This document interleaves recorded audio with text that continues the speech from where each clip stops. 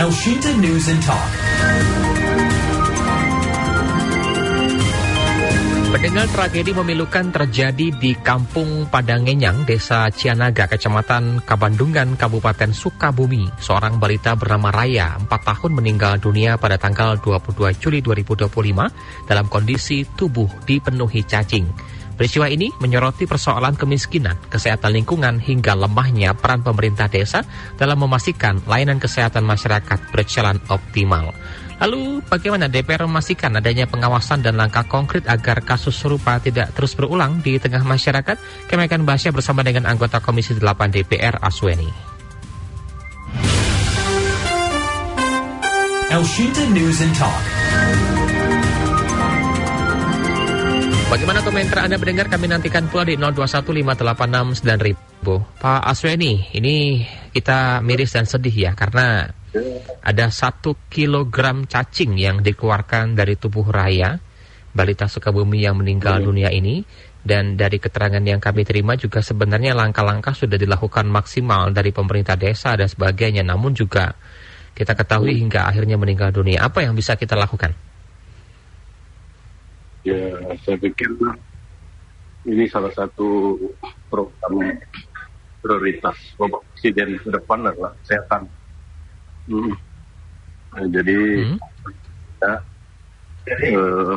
layanan kesehatannya di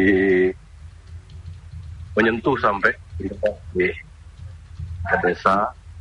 Jika dipandang perlu pada kasus tentu misalnya pertumbuhannya di bawah garis merah atau lansia atau masyarakat yang tidak mampu tapi sakit, ini harus dilakukan lanjut. Jangan sampai berhenti di posyandu atau berkumpul saja, tapi harus segera dirujuk ke rumah sakit.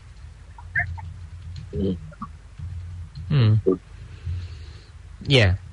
Namun kalau kita simak dari pemberitaan Pak Esweni, balita bernama Raya ini juga sebenarnya sudah menjadi salah satu anak dengan status BGM atau di bawah garis merah ya, Islam medis untuk kondisi gizi buruk ya. Dan Raya ini menjadi perhatian utama dalam pelayanan posyandu setempat.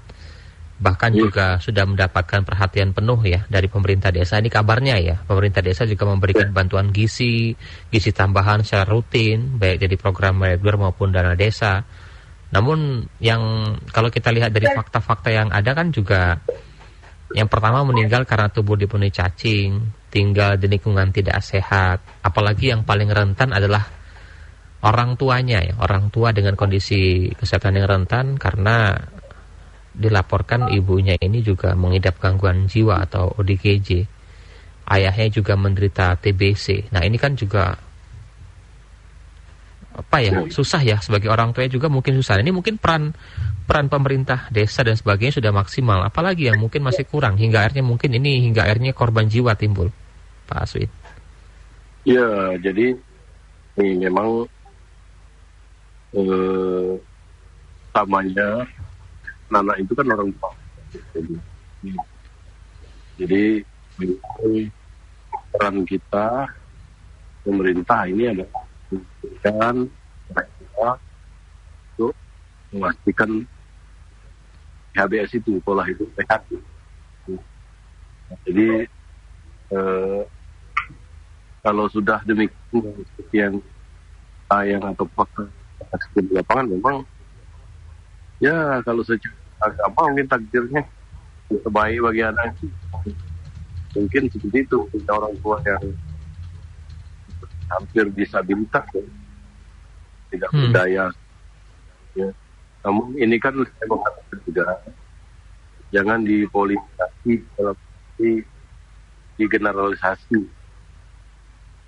Tapi juga kita minta kita ini satu arah dari pusat, provinsi, kabupaten, kota, kecamatan, desa sampai RT. Kalau dapat satu komando, satu visi bahwa kita mensejahterakan masyarakat itu adalah yang utama, ya. Para RT tentu pemerintah juga harus memperhatikan para RT, para pemerintah yang tingkat yang terendah itu ada perhatian juga dari pemerintah kita agar seperti kasus ini kan mungkin perlu dibawa ke rumah sakit. Memang kabarnya orang tuanya sendiri yang tidak izinkan untuk itu. Yeah.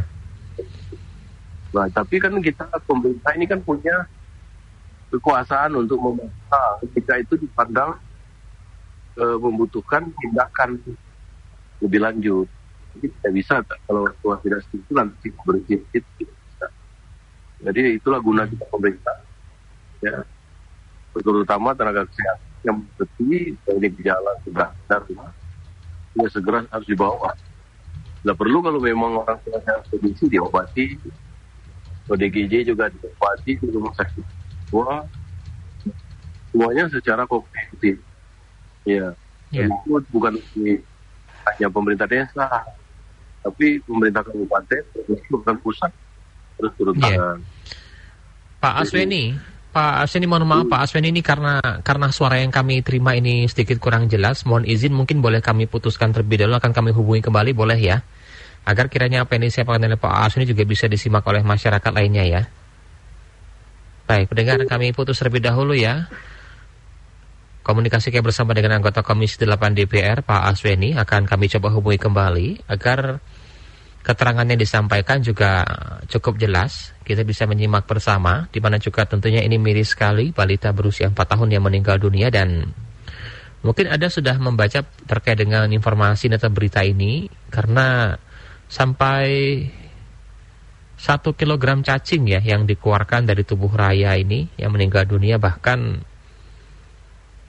apa ya, saya tidak bisa berkata lagi karena memang cukup menyedihkan, di mana bahkan pada saat korban meninggal dunia di rumah sakit ini dalam keadaan seluruh cacingnya ini keluar dari hidungnya, pendengar. Ini yang disampaikan secara langsung oleh Gubernur Jawa Barat Kang Deddy Mulyana ya, di mana tentunya korban juga menghembuskan napas terakhirnya di Rumah Sakit Umum Daerah Sekarwangi Cibadak Sukabumi. Dan keterangan dari tim medis tadi bahwa tubuh korban dipenuhi cacing akibat infeksi parasit yang parah.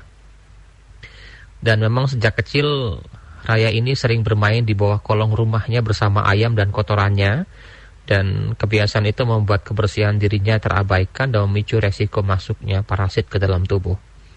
Tidak tanggung-tanggung ya, 1 kilogram cacing ini luar biasa banyak sekali. Dan seperti yang saya sampaikan di awal tadi bahwa orang tua korban juga dalam kondisi kesehatan yang rentan, di mana sang ibu Endah yang berusia 38 tahun dilaporkan mengidap gangguan jiwa atau ODGJ, sedangkan ayahnya Udin 32 tahun menderita tuberkulosis atau TBC, dan kondisi ini membuat pengasuhan terhadap Raya kurang terpantau. Belum lagi terkendala administrasi karena keluarga Raya juga menghadapi masalah administratif, tidak memiliki kartu keluarga maupun BPJS Kesehatan, dan hal ini membuat akses layanan medis dari balita ini juga terhambat.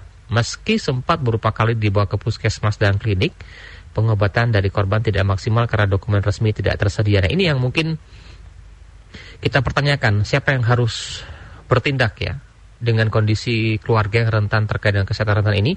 Pemerintah harusnya jemput bola atau seperti apa? Baik, saya sudah terhubung kembali bersama dengan Pak Aswani. Pak Aswani sudah bersama saya ya? Iya, saya pas. Baik, Pak, ini kita ketahui bahwa kondisi orang tua yang kesehatannya rentan, ibunya juga mengidap gangguan jiwa, kemudian ayahnya juga menderita TBC, kemudian juga korban atau keluarga korban juga terkendala administrasi, tidak punya KK, tidak punya BPJS, meski sempat beberapa kali dibawa ke puskesmas atau klinik, namun pengobatan tidak maksimal karena dokumen resmi tidak tersedia. Wajar kalau seandainya mungkin orang tuanya dalam kondisi sehat, namun yang jadi masalah kan orang tuanya dalam kondisi kurang sehat. Baiknya seperti apa? pemerintah harus jemput bola kan ya. Pemerintah desa, baik itu mulai dari puskesmas, posyandu, harus jemput bola dengan melihat kondisi-kondisi keluarga-keluarga yang dianggap juga rentan kesehatannya. Semuanya nih, bahkan ayahnya, ibunya, apalagi anaknya, tentu tidak terpantau, Pak Aswani. Bagaimana? Ya itu yang barangkali pemerintah kita dari desa sampai pusat, ini harus satu visi ke depannya. Kalau tidak, maka ya seperti ini tuh. Ada yang terlalaikan. Ada yang terabaikan gitu kan. Padahal kan pemerintah kita kan membiayai, mengeluarkan program bantuan iuran untuk BPJS ini kan cukup besar dari APBN, APBD provinsi, kabupaten kota. Bahkan beberapa daerah ya sudah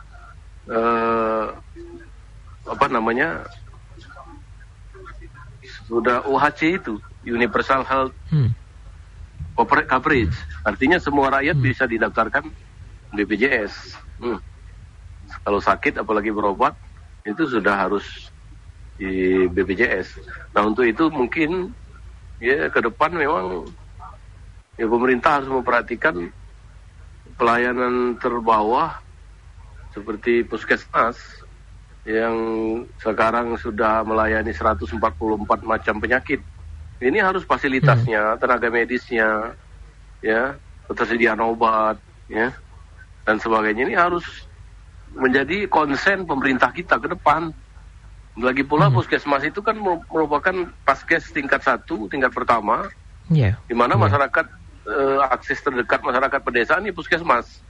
Tapi ironi hari ini puskesmas kita ya asal jalan saja. Tenaga medis masih kurang. Obat-obatan, ya. Belum ada rawat inap kadang-kadang. Nah ini kan yang menjadi menurut saya otokritik untuk kita pemerintahan semua. Jadi belanja kesehatan yang besar, dan Pak Prabowo sekarang menjadikan kesehatan itu tahun 2026 itu salah satu prioritas program untuk APBN 2026. Nah ini kita genjot ini puskesmas.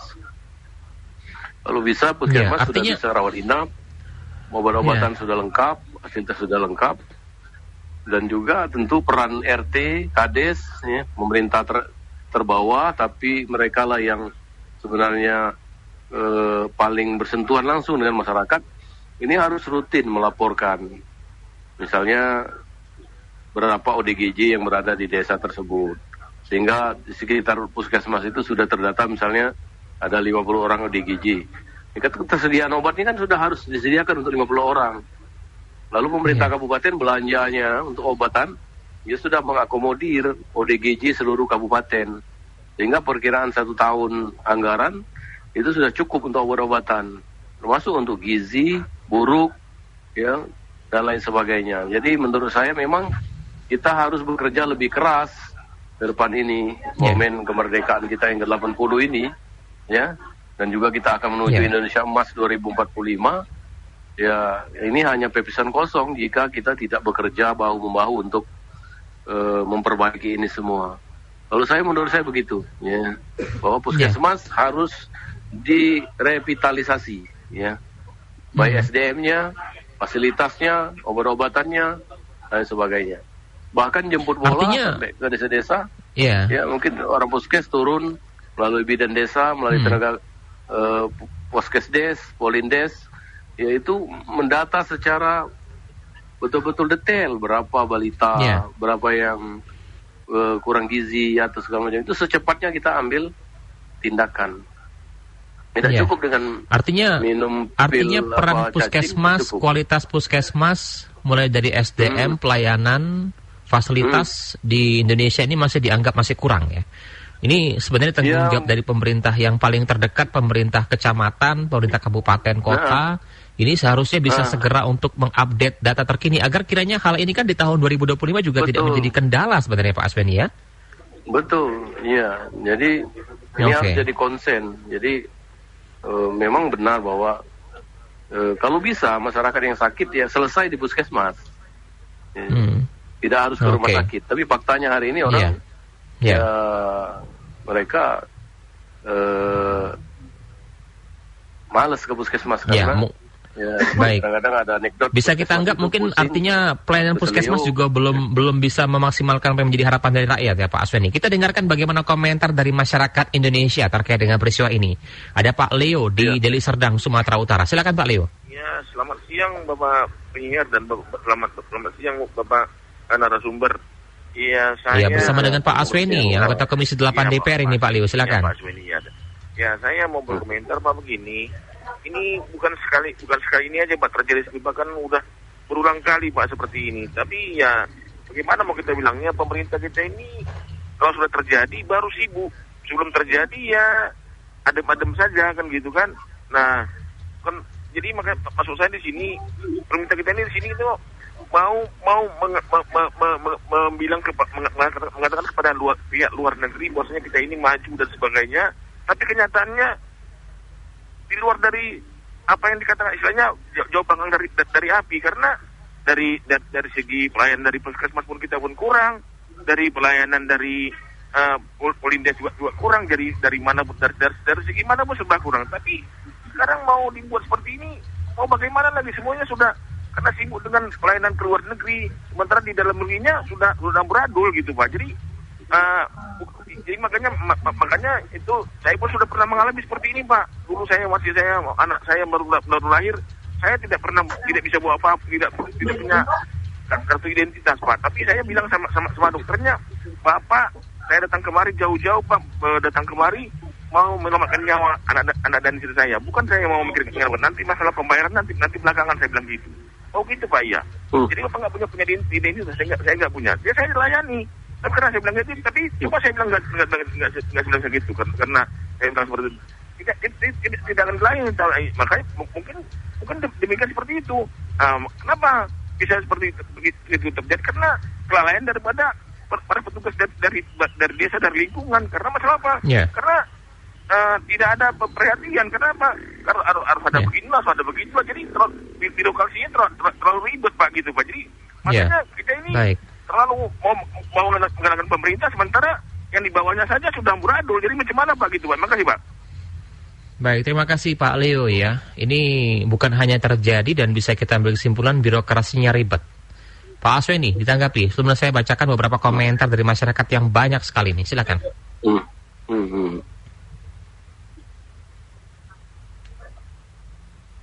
Baik, bagaimana Pak Asweni? Apa yang disampaikan oleh Pak Leo tadi? Birokrasi yang ribet, berulang kali juga sibuk terjadi.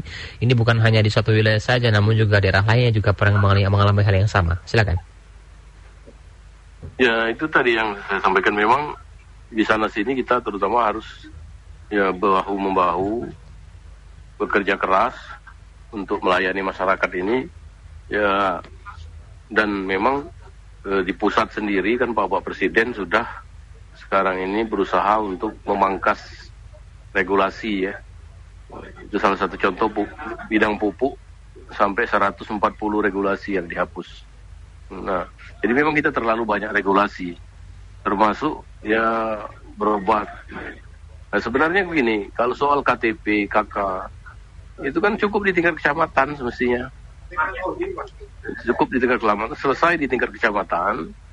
Ya, tidak perlu ya masyarakat jauh-jauh dari desa datang ke ibu kota kabupaten, sampai ke sana urusannya 1 bulan kemudian, bolak-balik 2-3 kali ongkos segala macam. Nah, ini harus kita sederhanakan birokrasi kita memang ya. Dan itu tadi yang saya sampaikan ya, kalau serius kita untuk meningkatkan pelayanan kesehatan ya, maka puskesmas harus kita lakukan revitalisasi. Termasuk rumah sakit daerah, sehingga ya masyarakat bisa akses berobatnya cepat kapanpun, dan kalau bisa seluruh puskesmas harus rawat inap, karena mereka juga dibayar dari kapitasi puskesmas ini.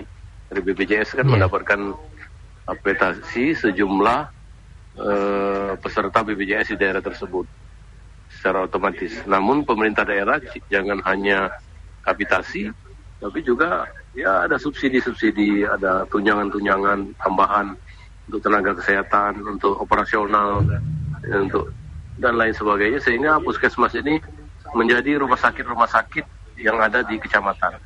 sebelum mereka Ya. ke rumah sakit daerah di kabupaten. Baik, saya bacakan beberapa komentar melalui pesan WA ya Pak Asweni ya. Yang pertama ada Pak Rio di Banyuasin, Sumatera Selatan. Saya mempertanyakan jam kerja puskesmas. Pelayanannya kurang ramah karena jam kerjanya kadang-kadang jam 12 sudah pulang.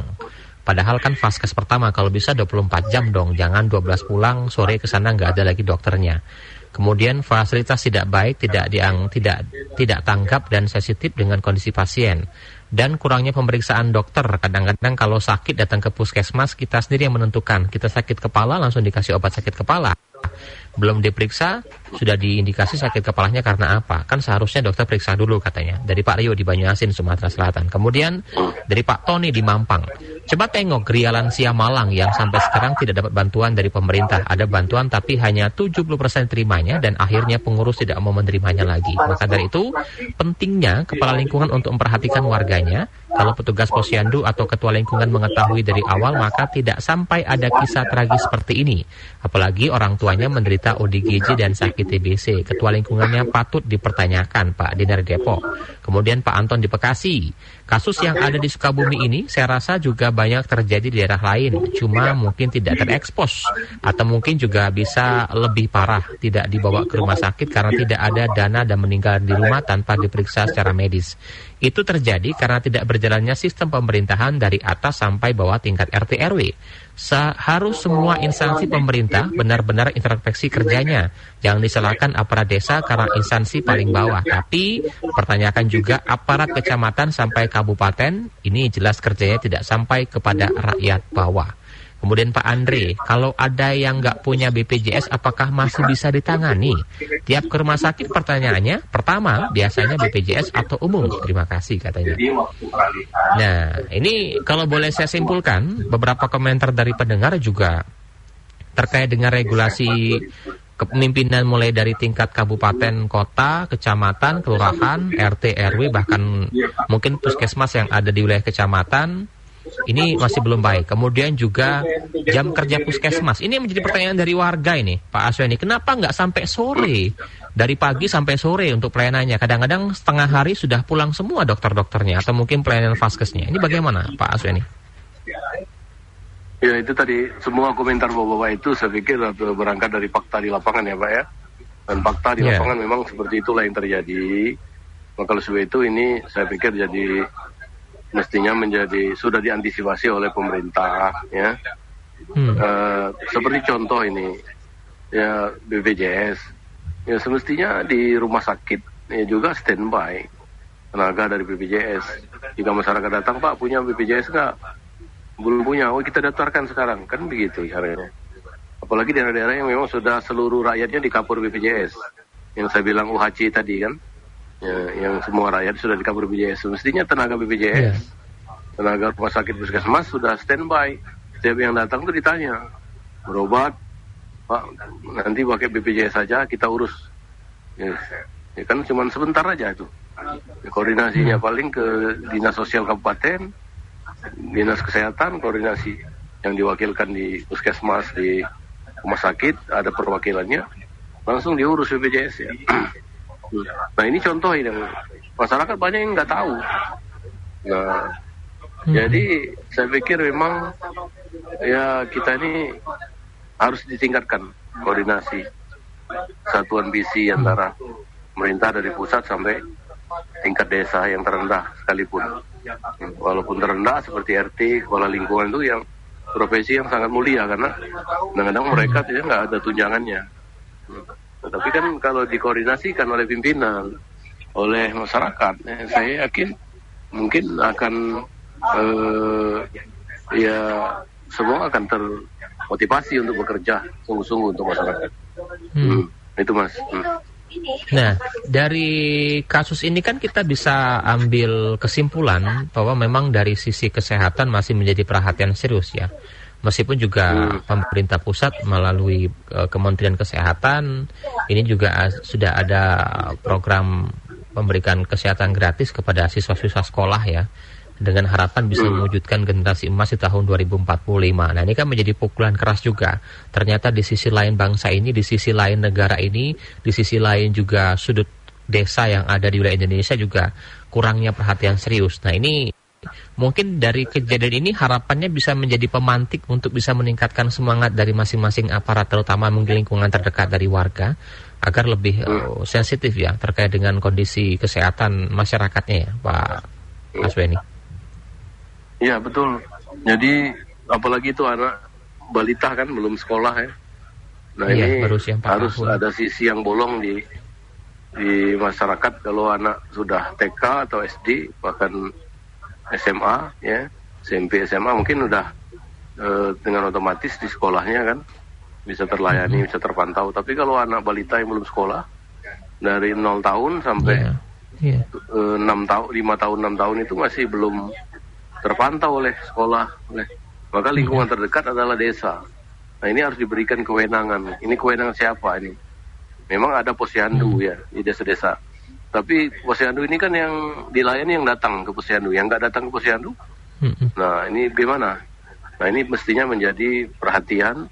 Paling tidak dinas kesehatan tingkat kabupaten, kota itu harus betul-betul getol dan dianggarkan untuk pelayanan kesehatan masyarakat yang ya bukan hanya 0 tahun ya, dari ibu hamil ya itu dipantau perkembangannya ya.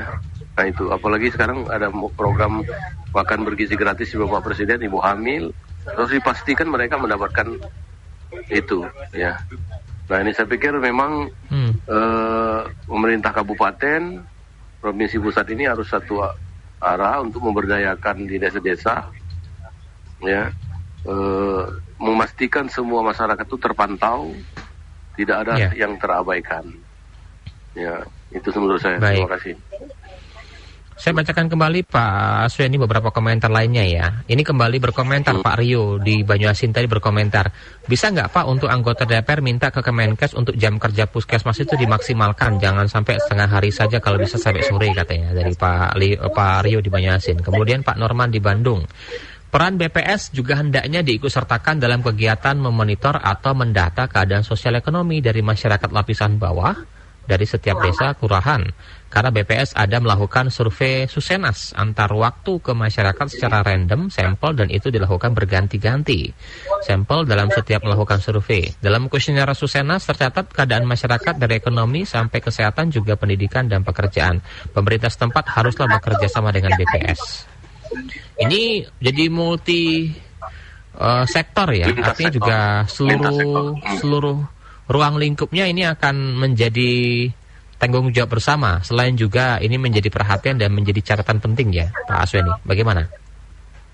Iya, betul. Jadi memang lintas sektor, lintas kementerian lembaga, lintas tingkat pemerintahan dari pusat, provinsi, kabupaten, kecamatan sampai desa, ya memang harus terkoordinasi ya. Jangan sampai ada yang terabaikan. Dan semua yang pihak yang terlibat sesuai kewenangan mereka masing-masing. Kita sepakat memang puskesmas itu kita arahkan kalau bisa 24 jam ada rawat inapnya supaya masyarakat lebih mudah untuk akses kesehatan ya, terutama yang gawat darurat sebagainya tidak perlu ke ibu kota kabupaten ya, karena kita ini jujur Indonesia ini sangat luas, bahkan ada yang untuk ke ibu kota kabupaten memakan waktu sampai 7-8 jam, ada yang sampai 12 jam. Ini kan bukannya sesuatu yang mudah, karena mereka itu butuh ongkos, butuh biaya, bukan sekedar pelayanan kesehatan. Mereka butuh ongkos, butuh biaya. Tapi kalau puskesmas sudah mengcover itu, maka biayanya lebih murah. Mereka bisa bolak-balik dari rumah ke puskesmas tanpa harus menginap, ya kan, keluarga yang mengurus yang sakit.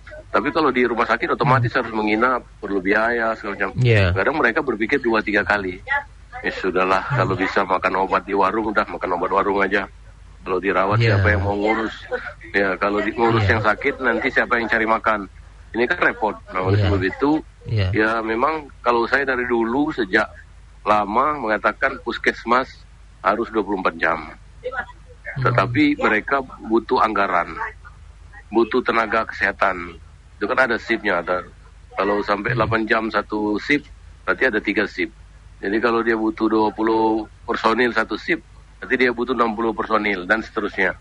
Dan ini kan bukan suatu hal yang mudah, butuh perencanaan, butuh rekrutmen, penyiapan, butuh penggajian, dan seterusnya, ya, fasilitas dan sebagainya. Nah, jadi menurut saya ini harus menjadi perhatian pemerintah secara serius.